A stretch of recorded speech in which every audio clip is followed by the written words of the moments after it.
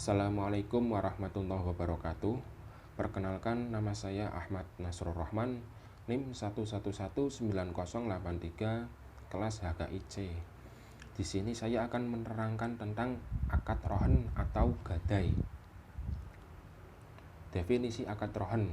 Secara etimologi, ar-rohen berarti tetap, lama, dan jaminan. Dalam bahasa hukum perundang-undangan, makna gadai atau rohen disebut sebagai barang jaminan, agunan, dan rungguhan. Sedangkan menurut syarak, rohen adalah menjadikan suatu barang yang mempunyai nilai harta dalam pandangan syarak sebagai jaminan utang yang memungkinkan untuk mengambil seluruh atau sebagian dari barang tersebut. Pengertian rohen menurut para ahli. Menurut ulama Syafi'iyah dan Hanabilah mengemukakan gadai atau rohen adalah menjadikan materi sebagai jaminan utang yang dapat dijadikan pembayar utang. Menurut ulama Hanafiyah mendefinisikan rohen adalah menjadikan sesuatu barang sebagai jaminan terhadap hak piutang yang mungkin dijadikan sebagai pembayar hak piutang itu. Menurut ulama Malikiyah mendefinisikan gadai atau rohen adalah sesuatu yang bernilai harta yang diambil dari pemiliknya sebagai jaminan untuk hutang yang tetap, yaitu mengikat atau menjadi tetap. Menurut Ahmad Ashar Bashir, gadai menurut istilah ialah menjadikan sesuatu benda bernilai menurut pandangan syarak sebagai tanggungan hutang. Menurut Muhammad Asy-Syafi'i Antonio, ar-rohen adalah menahan salah satu harta milik nasabah, yaitu rohin, sebagai barang jaminan marhun atas pinjaman yang diterimanya. Marhun di sini memiliki nilai ekonomis. Dasar dalil akad rohen terdapat dalam Al-Quran, yaitu Bismillahirrahmanirrahim.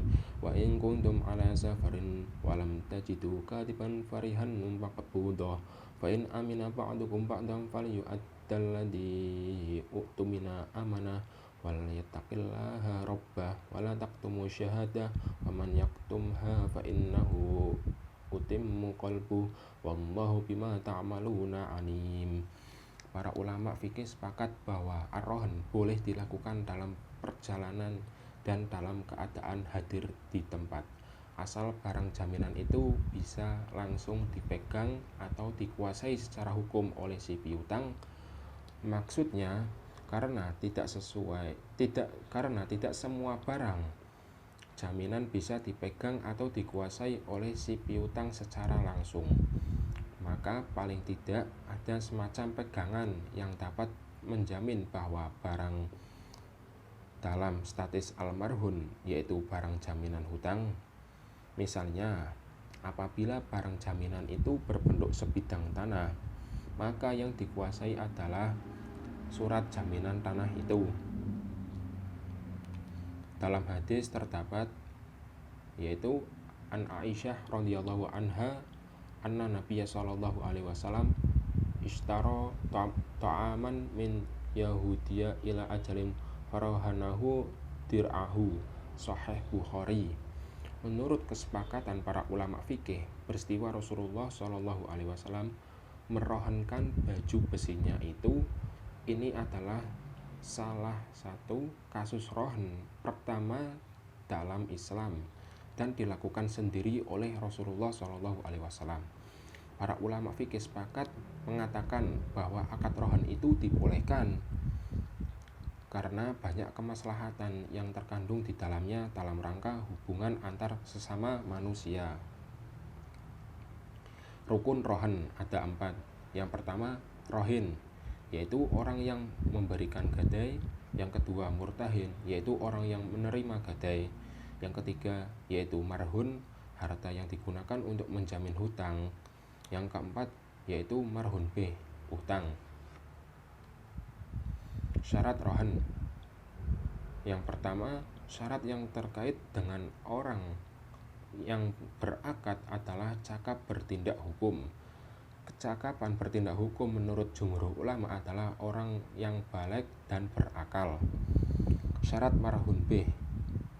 Syarat dalam hal ini adalah wajib dikembalikan oleh debitor kepada kreditor.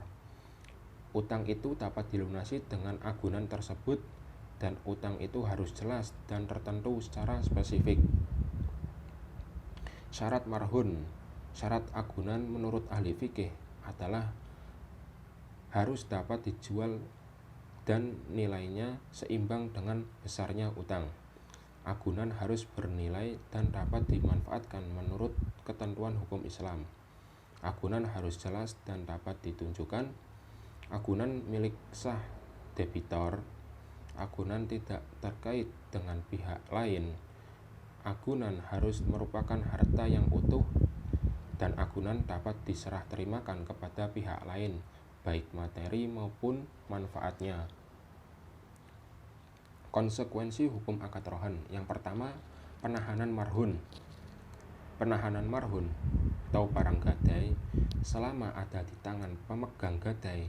Kedudukan barang gadai hanya merupakan suatu amanat yang dipercayakan kepadanya oleh pihak penggadai. Yang kedua, penjagaan dan pemeliharaan marhun.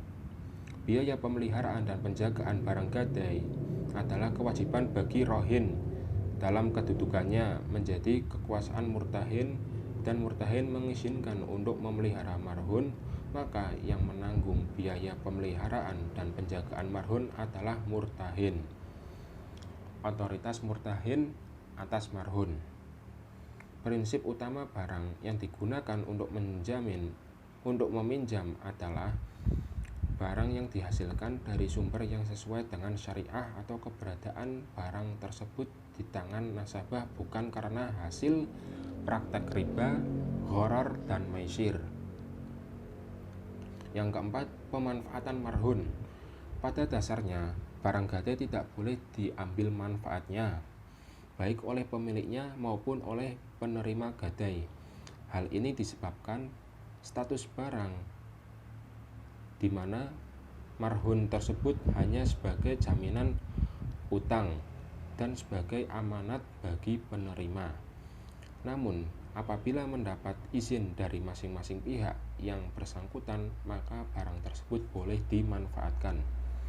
Yang kelima, yaitu yang terakhir, penjualan marhun. Apabila rohin tidak memenuhi kewajibannya pada saat jatuh tempo, rohin tidak membayar pinjaman pokok yang telah disepakati bersama, sehingga penggadaian harus memperingatkan rohin untuk segera melunasi hutangnya. Dan apabila tetap tidak dapat melunasi hutangnya, maka pegadaian dengan terpaksa harus menjual marhun, barang yang digadaikan tersebut, untuk menutupi kewajiban, yaitu melunasi hutang. Sekian dari saya, terima kasih. Billahi taufiq wal hidayah. Wassalamualaikum warahmatullahi wabarakatuh.